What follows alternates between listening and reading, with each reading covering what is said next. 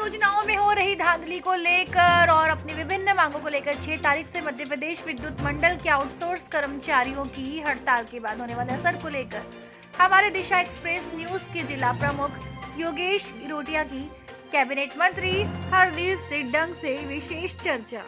अभी हम मौजूद है सुहासरा में, हमारे साथ मौजूद है कैबिनेट मंत्री हरदीप सिंह जी डंग। हम इनसे बात करेंगे कुछ किसानों के मुद्दों पर, सामाजिक मुद्दों पर बात करते हैं।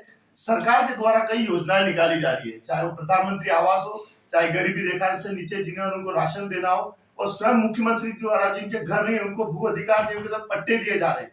लेकिन कहीं ना कहीं सरकारी योजनाओं का फायदा दलाल लोग उठाते हैं, जिससे आम वर्ग को परेशानी होती है। कई किस्से आए हुए हैं अभी सरकारी योजनाओं का। पब्लिक का कहना है कि हमसे आवास योजना में 10,000 रुपए मांगे, 25,000 रुपए मांगे। तो हम चर्चा करते हैं, आइए जानते हैं मंत्री जी से कि क्या योजना है और किस तरह की सरकार की नीतियां इनका फायदा गलत ना उठाए। मंत्री जी क्या कहेंगे आप इसमें? पहले तो जो आपने बात रखी है जनता के हित में आपको धन्यवाद कि ये सूचना, ये जानकारी जनता को याद होना चाहिए कि हमारे अधिकार क्या क्या हैं।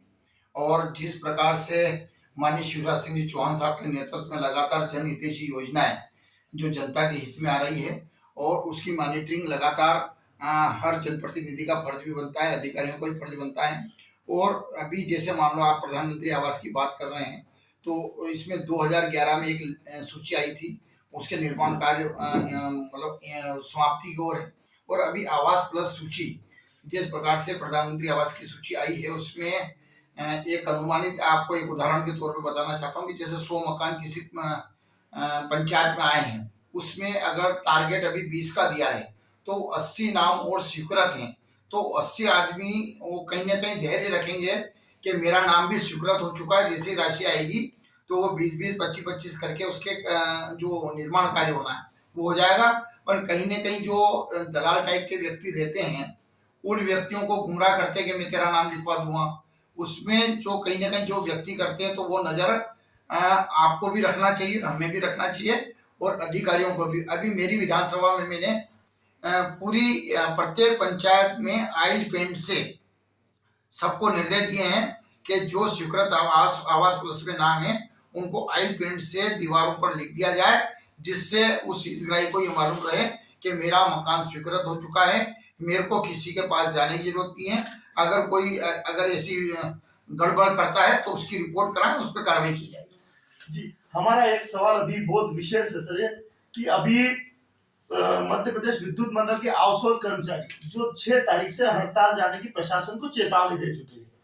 हमारा यह सवाल है कि उनकी हड़ताल, उनकी परेशानियां उनकी अपनी जगह है, सरकार की नीतियां अपनी जगह है, लेकिन अगर वो कर्मचारी 6 तारीख को हड़ताल पे जाते हैं तो हड़ताल का सबसे ज्यादा अगर कोई असर करेगा तो हमारे किसान भाई है, क्योंकि अभी उनका सिंचाई का समय चल रहा है। अगर इस समय अव्यवस्था उत्पन्न होती है तो इसके लिए सरकार ने क्या निर्देश जारी करे हैं या फिर इसका भुगतना किसान को ही पड़ेगा? इस पे आप प्रकाश डालिए। जी बिल्कुल है कि आउटसोर्स के जितने भी कर्मचारी हैं वो अपनी मांग समय समय पर रखते रहते हैं, सरकार उनकी बात सुनती भी है और जो निर्णय लेती है लेना भी चाहिए।